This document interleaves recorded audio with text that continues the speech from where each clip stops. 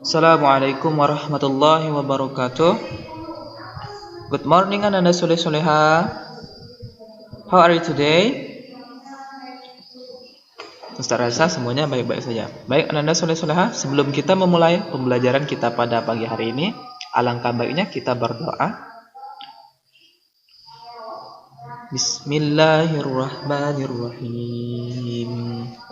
Raditu billahi rabba wa bil islami dina wa bi Muhammadin nabiyya wa rasula. Rabbi zidni ilma warzuqni fahma. Rabbi shrah li sadri wa yassir li amri wahlul 'uqdatam min lisani yafqahu qawli. Are you ready to study now? Jawabnya apa? Yes, I am ready. Okay, before we starting our lesson today, let's say basmalah. Bismillahirrahmanirrahim. Baik Ananda Soleh-Soleha, materi kita pada pagi hari ini yaitu subtema 1, aneka benda di sekitarku. Tema 3. Berarti kita masuk ke tema yang baru.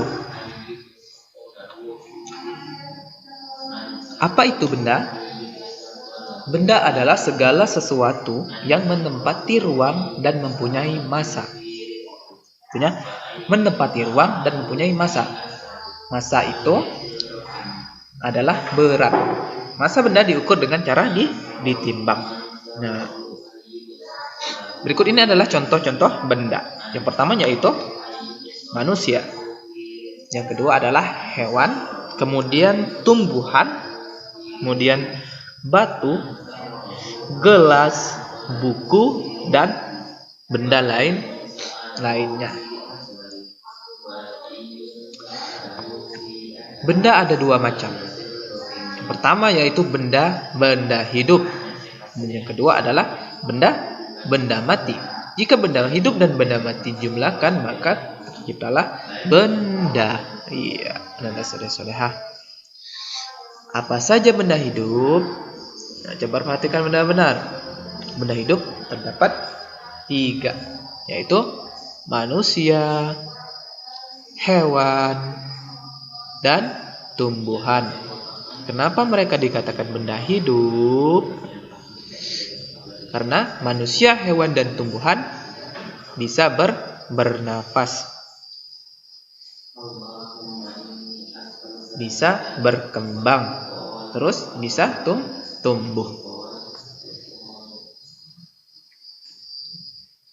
Kemudian apa saja benda mati?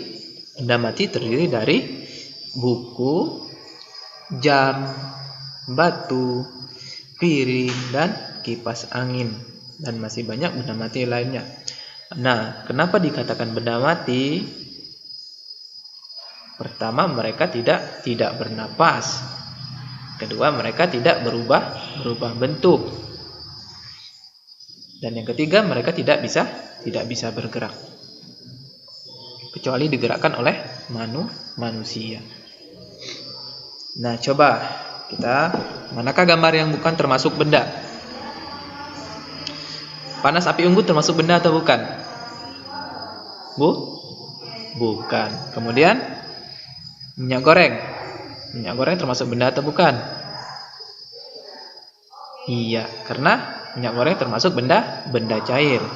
Kalau cahaya lampu, benda atau bukan? Bukan. Kemudian ember. Ember benda. Es juga benda. Kemudian balon juga benda. Kalau suara? Bukan. Kalau radio? Benda. Hewan?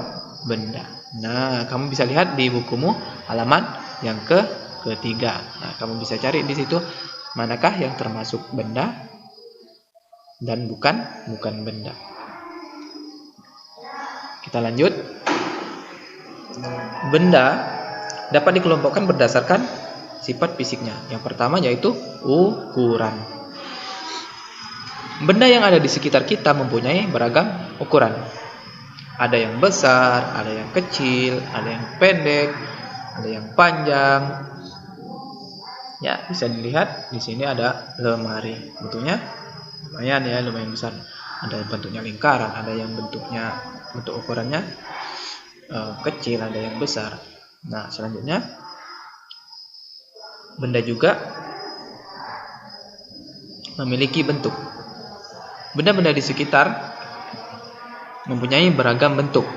Nah, perhatikan bentuk-bentuk gambar di bawah ini. Nah, bolanya bentuk lingkar atau bulat. Kemudian tanda rambu-rambu lalu lintas bentuknya segitiga. Kemudian laptop bentuknya persegi 4. Jam yang ini kemudian bentuknya seperti segitiga.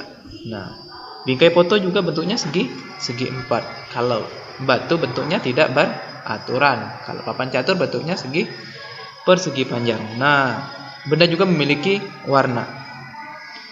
Ada warna biru, ada warna putih, ada warna ungu, ada warna kuning, ada warna merah, dan masih banyak warna-warna lainnya.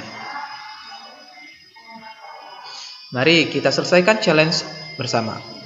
Nah, tadi sudah kita bahas mengenai tentang jenis benda, sifat fisik benda, dan ciri-ciri benda. Coba diingat kembali. Nah, Anda soleh-solehan, silakan kerjakan di buku tematiknya halaman yang kelima. Nah, silakan. Kalau jenisnya benda apa aja? Sifatnya tadi baru kita bahas. Apa aja? Ada 3. Kemudian ciri-cirinya juga ada 2. Perhatikan gambar di atas. Benda-benda di atas merupakan kelompok dari keanekaragaman jenis benda. Benda-benda di atas dikelompokkan menurut fungsinya, yaitu alat untuk mengukur. Kenapa dikatakan alat ukur? Karena ada angkanya ini. Nah, ada angka 1, 2, 3, 4, 5, 6, 7. Nah, ini juga punya, ini juga punya, ini juga punya. Nah, setiap alat ukur mempunyai satuan. Perhatikan satuan pada alat ukur di bawah ini.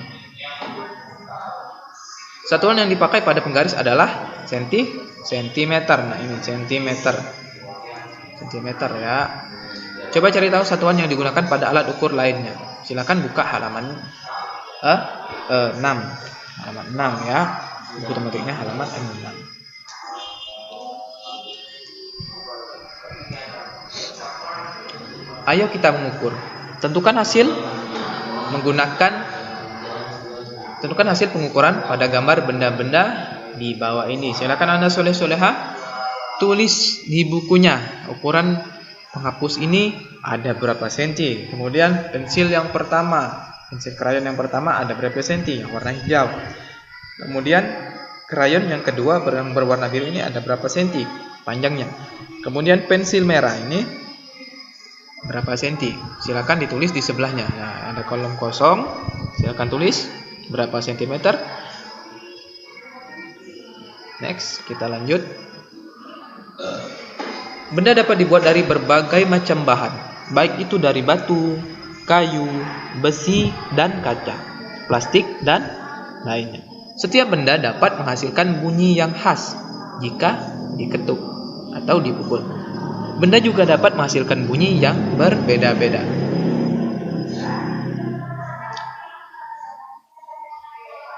Pernahkah Anda mendengarkan bunyi dari berbagai alat musik ritmis?